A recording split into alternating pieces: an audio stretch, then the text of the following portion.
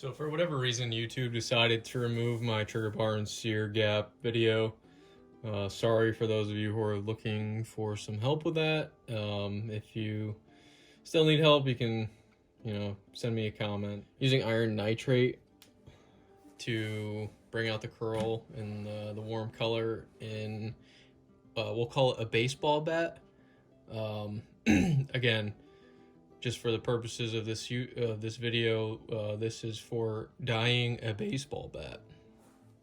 So some of the items that you're going to need, it's going to be a heat gun. This is a cheap Wagner heat gun from Amazon. It's like 20 bucks. Some of the Scotch-Brite from Kibler's metal finishing kit or wood finishing kit, whichever, comes with the same. This is Kibler's long rifle's iron nitrate. A little plastic disposable cup, and then don't forget your patch box lid. And then once you have a nice soft finish, wipe it down with a rag, get all that dust off, so we don't want to mix that in with our stain at all. And then we're going to be ready. It doesn't look like we're going to need much more than half of our bottle. I'm going to do 2 coats on this just because I want that deep color, but I think that this should be plenty. And I have the Scotch-Brite just cut in half, so it's easier to apply. And we'll get to it.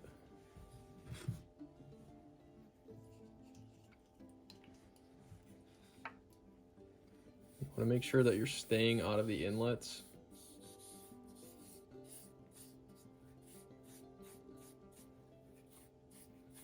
As best as possible.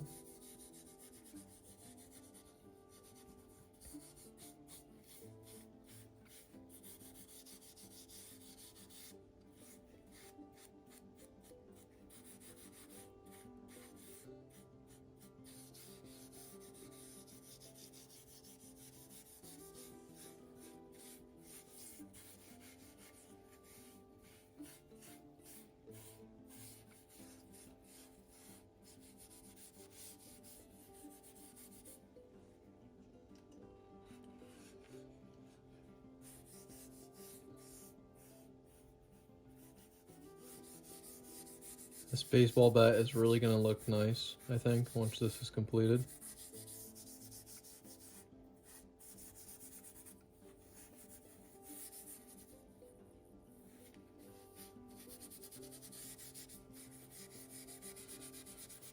And you're going to see it turn that green color.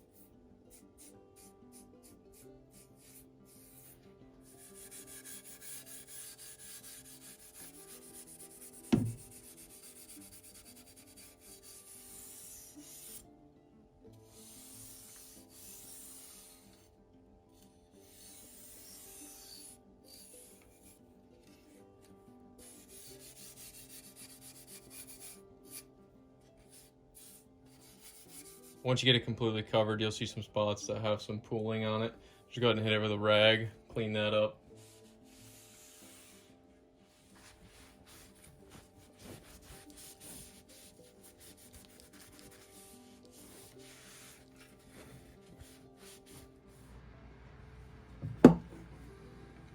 Okay, so we have the first coat of iron nitrate on our baseball bat here, and we're going to heat it with the heat gun and see how it looks.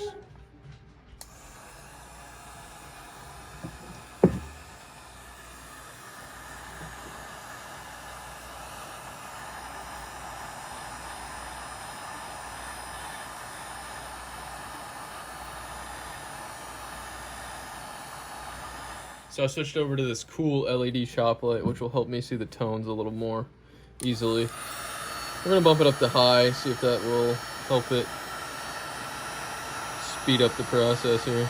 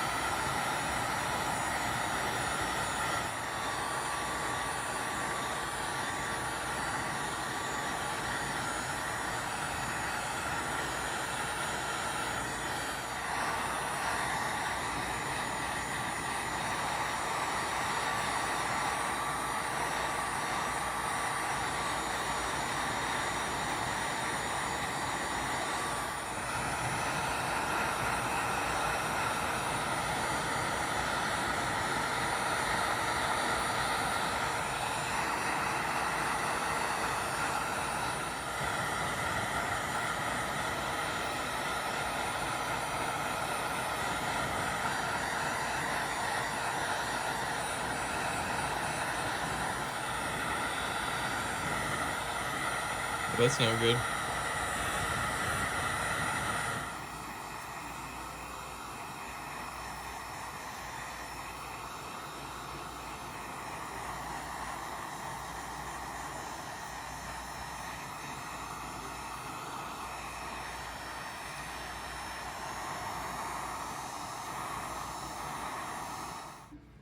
There's the coloring we have after the first round. And this is pretty concerning to me. I'm not sure how concerned I should be, but I am concerned. We're gonna put another coat of iron nitrate on over top of this and let it dry another half hour.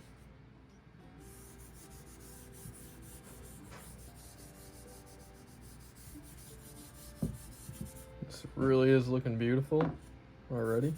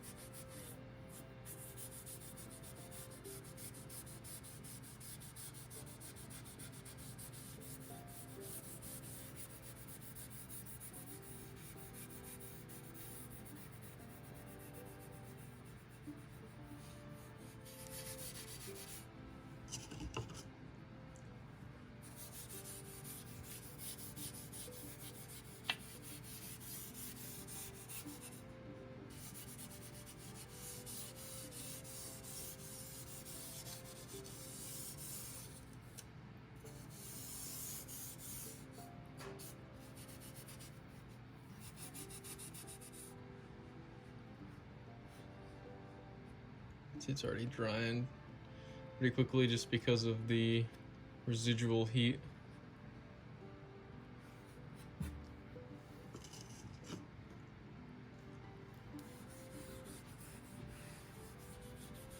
Just gonna make sure that I get this saturated enough. Look at all these nooks and crannies in this carving.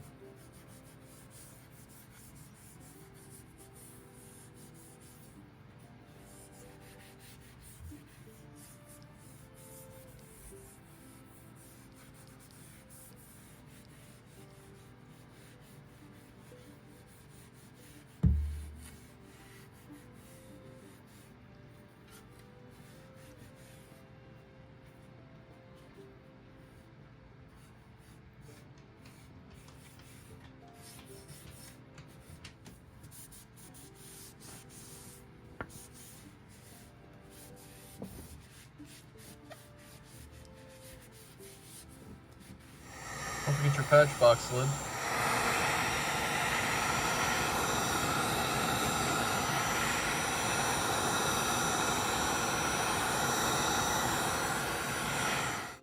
Yeah, I wanted to share an update to the crack that I had here underneath on my Woodsrunner.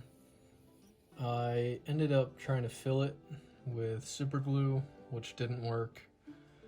The crack went through to the inside of the ramrod pipe, to the inlet, and the glue just ran down in there. So when you tried to insert the ramrod, it would just chip the glue out, and it just made it worse. I tried to do a tight bond 3 fill in that crack, and then it had the same problems. And I shone a light down in the ramrod inlet here, and this entire area underneath where the crack was just very, very, very thin, and ended up breaking even more than the crack was. Since I have so many hours into sanding and scraping and carving on this stock as a beginner, I didn't want to see it go to waste. Jim Kibler and his fantastic team are going to graciously send me a new stock, but they don't know when that will be. So obviously I'm impatient and I don't want to see this go to waste, and I want to think of ways that I can remedy this situation. So I found these on Amazon, and I got some small brass pin nails. And what I ended up doing was nailing this brass plate over the crack. I drilled the end of the crack out here just to stop it from spreading, and then kind of filed this little design into it. It looks good enough for me. But these plates, they have 4 holes for the traditional mounting.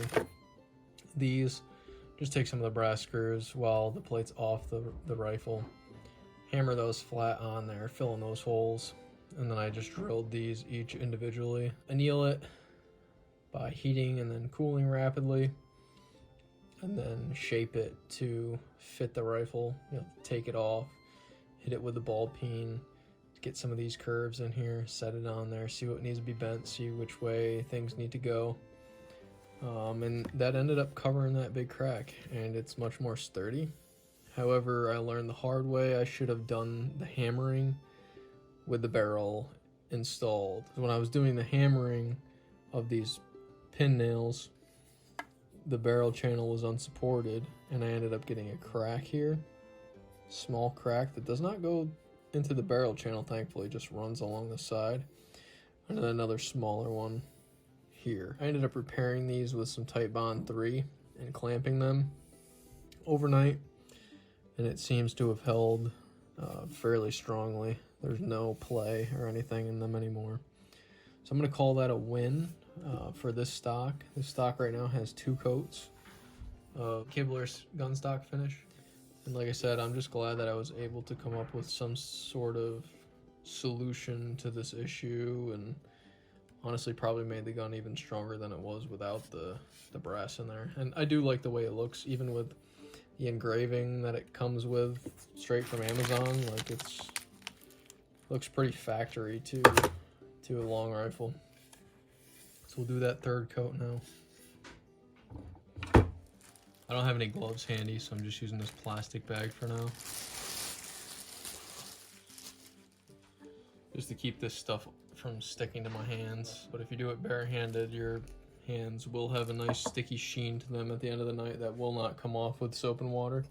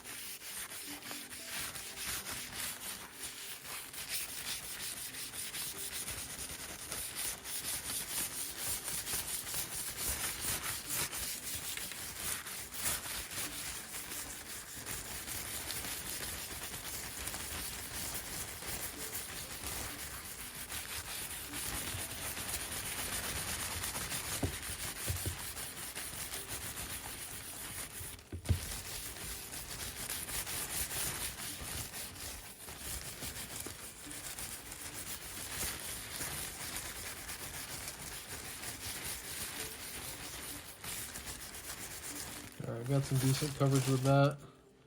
I'm going to swap out to a shop towel and just wipe some of that down so it doesn't pool and get tacky. Just want nice, even, thin coats on this. Buff it right down. You can see it shines beautifully.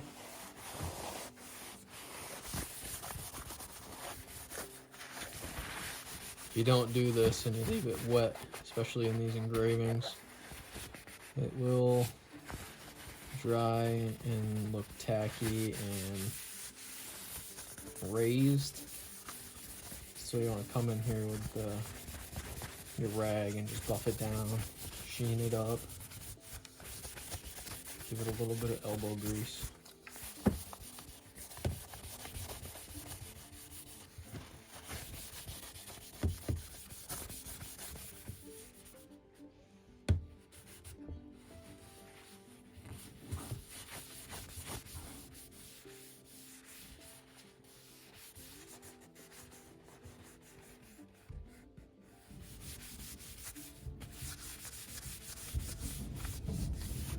It is thundering out right now.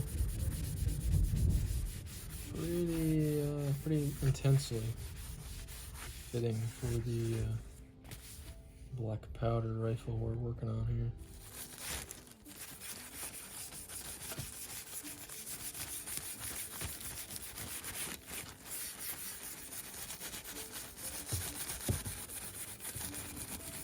Now this is sealer, so I don't mind if it gets in the inlets. Just gonna seal that wood up, prevent any moisture from doing any more harm to the wood. It's fine with me.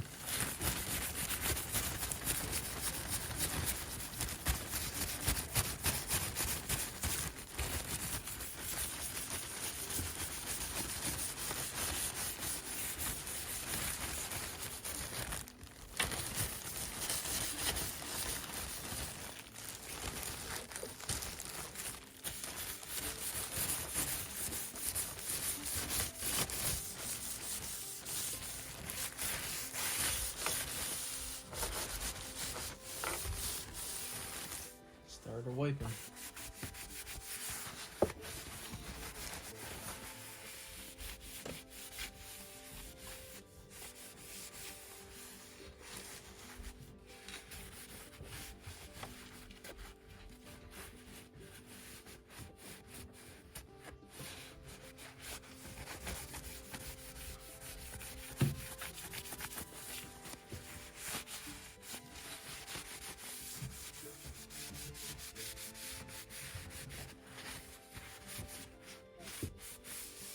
And be sure not to neglect the patch box lid.